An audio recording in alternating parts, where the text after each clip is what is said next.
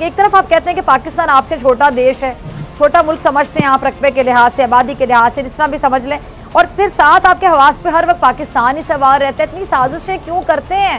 हदे गमे हस्ती से गुजर क्यों नहीं जाते, जीना नहीं आता तो मर क्यों नहीं जाते। समस्या ये है आप लोगों की कि आप दुनिया के सामने कर्ज लेने के लिए जब जाते हैं तो कोरोना जैसी महामारी का बहाना बनाते हैं, लेकिन हथियारों की होड़ में आप उसी कर्ज लिए हुए पैसे का इस्तेमाल करते हैं। इमरान खान दुनिया में गाना गाते घूम रहे हैं कि इस समय हमारे जैसे छोटे मुल्क को राहत मिलनी चाहिए, कर्ज अदायगी में कुछ रियायत मिलनी चाहिए। अभी बड़ा वक्त है, प्रोग्राम अभी खत्म नहीं हो रहा, जरा सांस ले ले, पानी पी ले।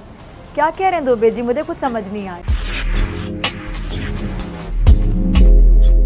गुफ्तगू का आगाज में दुबे जी आपसे करना चाहूंगी। दुबे जी, ओआईसी वज़ीर ख़ारजा की कौंसिल ने भी कश्मीर में जो बर्बरियत हो रही है उसकी मज़म्मती करारदाद मंजूर कर ली है। क्या अब आपको ऐसा नहीं लगता कि भारत दुनिया में तन्हा होता जा रहा है? देखिए, मैं कहूँ आपसे, किसी ने बहुत खूब कहा है, हदे गमे हस्ती से गुजर क्यों नहीं जाते, जीना नहीं आता तो मर क्यों नहीं जाते। मंजिल को पाना है तो तूफान भी मिलेंगे, डर अगर है तो कश्ती से उतर क्यों नहीं जाते। इमरान इन दिनों डरे हुए हैं, लेकिन सत्ता छोड़कर कश्ती से उतरने को तैयार नहीं। जाहिर है जब धकिया दिए जाएंगे तो डूब जाएंगे। जब हिंदुस्तान से पाकिस्तान अलग किया गया था तब तस्वीर कुछ और थी, अब तस्वीर कुछ और है। आज़ादी के बाद सत्ता के सिंहासन की सवारी करने वालों ने पाकिस्तान को नर्क बना डाला है और गली गली आतंकी विश्वविद्यालय खुलवा दिए हैं। आप बात करते हैं अंतर्राष्ट्रीय जिस मंच की, उस मंच ने आज तक उइगर मुसलमानों पर किए जा रहे चीन के अत्याचार के बारे में कभी कुछ नहीं बोला। तो ऐसा नहीं होता कि दो भाषिया रवैया नहीं चल सकता।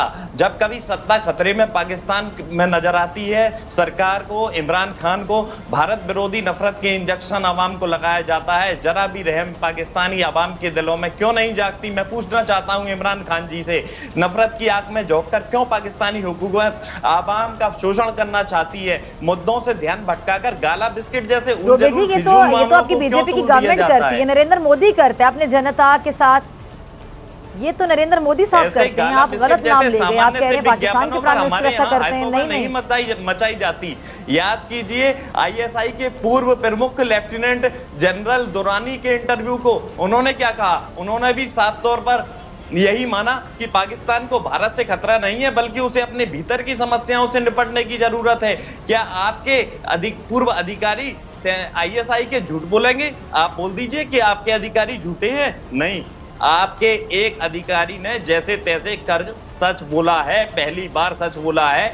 आप खुलकर बोलिए, क्यों पाकिस्तानी अवाम परेशान है? बार बार सीज फायर उल्लंघन करके भारत की तरफ आंख दिखाने वाले इस बात को जरूर याद कर ले कि इसी दिसंबर के महीने में महज 13 दिनों में बांग्लादेश ने जन्म लिया था। बांग्लादेश आज भी पाकिस्तान के अत्याचार को नहीं भूला है। साथ ही दुनिया के देशों में अपने वजन का अंदाजा आप इसी बात से लगा लें कि यूएन में पाकिस्तान के प्रस्ताव पर आधे से अधिक सदस्यों ने मतदान ही नहीं किया। और कितनी करकरी कराएंगे भाई? 52 देशों के प्रतिनिधि आपके प्रस्ताव पर ही अनुपस्थित रहे और आप अंतरराष्ट्रीय बिरादरी की बात करते हैं। क्या इज्जत है? थोड़ा तो लिहाज कीजिए, थोड़ा तो लिहाज कर लिया कीजिए। ब्रिटेन के बाद क्यों चीन का गुलाम बनने की तैयारी कर रहा है पाकिस्तान? क्यों पाकिस्तानी आवाम को तकलीफ में डालना चाहते हैं? उइगर मुसलमानों के साथ चीन का रवैया क्या है दुनिया जानती है, आप नहीं जानते। उइगर मुसलमानों पर चीन के अत्याचारों को लेकर क्यों चुप्पी साधे हुए हैं? आपके मीडिया भी सवाल पूछ रहा है, जवाब दीजिए। ड्रैगन ने 65% मस्जिदों को ध्वस्त किया, तब आप क्यों चुप्पी साधे रहे? भारतीय सैन्य अधिकारियों के सऊदी और यूएई दौरे की खबर जैसे ही आप सुनते हैं तो आपके पाकिस्तानी सेना के अधिकारियों के पेट खोलने लग जाते हैं।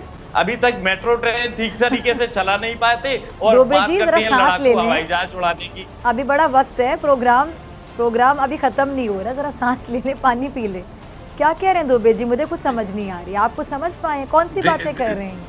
ठीक है जनरल साहब, आप अगर अतर की किसी बात का जवाब देना चाहिए वो भी दे सकते हैं। जरा मेरा भी सवाल सुन लीजिएगा कि लद्दाख की हैसियत में तब्दीली को चीन ने तस्लीम नहीं किया और भारतीय फौज को, भारतीय सेना को सख्त हजीमत का सामना करना पड़ा है। क्या भारतीय जो फौज है, आपकी जो सेना है, आप लोग सेना कहते हैं हिंदी में, चीन के साथ आपकी भारतीय सेना मुहाजराई की ज्यादा अरसे तक मुतहम्मिल हो सकती है? अफोर्ड कर सकते हैं आप ये?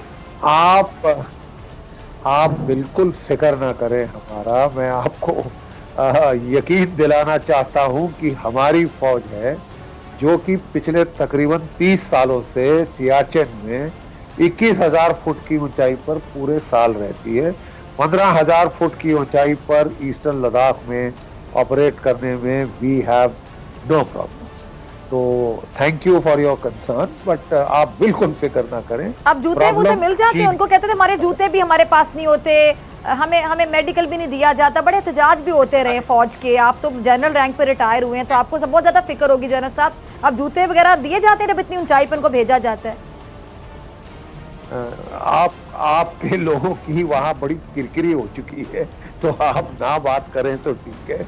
मैं पहला अफसर था, one of the first officers. ये बातें तो ऑन रिकॉर्ड आ चुकी है जनरल साहब। चलिए ठीक है, प्लीज कंटिन्यू। ठीक, जनरल साहब ये वीडियो भी है बाय द वे, आपने भी देखी होगी, बल्कि आपको भी बड़े लोगों ने भेजी होगी। जी जी जी। अच्छा, नहीं, by the way I thought आप मुझे इंटरफेयर नहीं करेंगे। आप अब ये ना कहिए वीडियो किसी पाकिस्तानी ने बना दी, ये ना कहिएगा।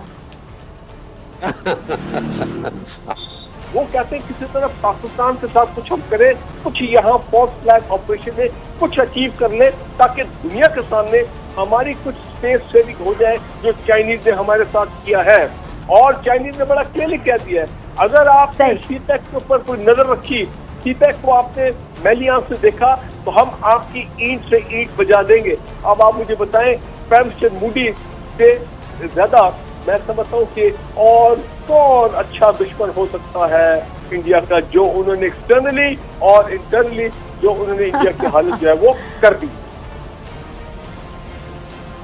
ठीक है जी, ठीक है जी। जी दुबे जी, है कोई जवाब आपके पास ब्रिगेडियर साहब की बातों का? और जरा बताइएगा ना, एक तरफ आप कहते हैं कि पाकिस्तान आपसे छोटा देश है, छोटा मुल्क समझते हैं आप रकबे के लिहाज से, आबादी के लिहाज से, जिस तरह भी समझ लें, और फिर साथ आपके हवास पे हर वक्त पाकिस्तान ही सवार रहता है। इतनी साजिशें क्यों करते हैं पाकिस्तान के खिलाफ? पाकिस्तान की तरक्की आपको क्यों हजम नहीं होती, क्यों बर्दाश्त नहीं होती?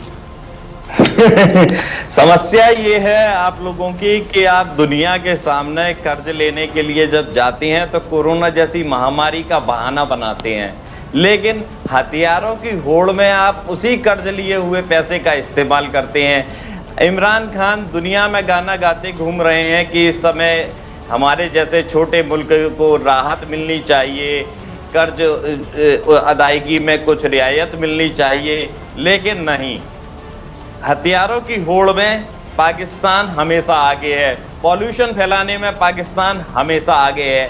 अंतर्राष्ट्रीय समस्या सबसे बड़ी आतंकवाद, जिस पर कभी ध्यान नहीं दिया जाएगा, लेकिन पाकिस्तान में उसका लालन पालन जरूर किया जाएगा। क्यों नहीं पाकिस्तान में आतंक के खिलाफ कड़ी कार्रवाई की जाती?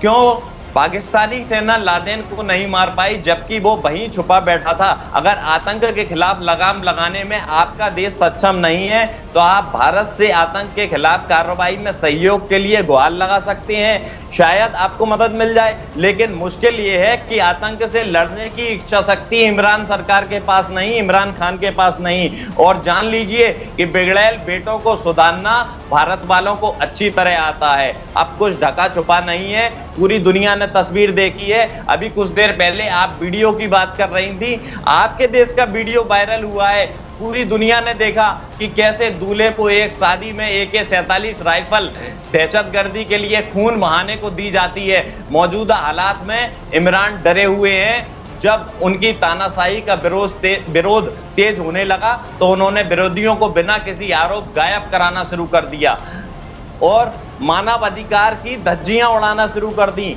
लेकिन ये खेल अब ज्यादा दिन नहीं चलेगा। सेना के दबाव से दबे इमरान भी ये अच्छी तरह जानते हैं कि पाकिस्तान के कब्जे वाले कश्मीर को वापस लेने के लिए भारत प्रतिबद्ध है। विचार करने योग्य है, UAE ने पाकिस्तानियों के लिए वर्क वीजा क्यों रद्द कर दिया? संभव है जल्द ही वह समय भी आ जाए कि पाकिस्तान का नक्शा बदल जाए, क्योंकि गिलगिट बाल्टिस्तान में गलत तरीके से हथियारों की नोक पर चुनाव कराने का आवाम ने खुलकर विरोध किया है और यही विरोध की चिंगारी बहुत कुछ तहस नहस कर सकती है।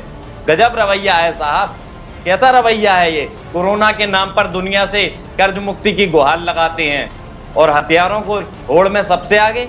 मुश्किल ये है कि आप लोग दूसरे को मुश्किल में डालकर खुश होना चाहते हैं, जो कि हो नहीं सकता। आपने कभी बलूच की बात नहीं की, आपने पीओके की बात नहीं की कि किस तरह से वहां आप ही के लोग, आप ही की आवाम बगावत कर रही है। आप सिखों की बात कर रहे हैं जो बरसों से हमारे यहाँ शांतिपूर्ण तरीके से रह रहे हैं और हमारे भाई हैं, आप उनकी बात कर रहे हैं। आप मुसलमानों के बारे में कभी बात नहीं करते जिन मुसलमानों पर अत्याचार होते हैं। आपके यहाँ इमरान का विरोध करने पर लोग गायब करा दिए जाते हैं। पीटीएम के नेता कहाँ गायब हो गए आपको नहीं मालूम होगा, लेकिन कॉल टैपिंग कैसे की जाती है, मरियम की कॉल कैसे टैपिंग की जाती है, आप नहीं बता पाएंगे। आईएसआई के कितने दबाव झेल रहे हैं इमरान, ये आप नहीं बता पाएंगे, लेकिन आप दूसरों को मुश्किल में डालने वाली काम जरूर करेंगे, हरकतें ऐसी जरूर करेंगे। अरे भाई पहले बीमारियों से निपटिए, कितना पैर पसारे हुए हैं बीमारी आपके देश में।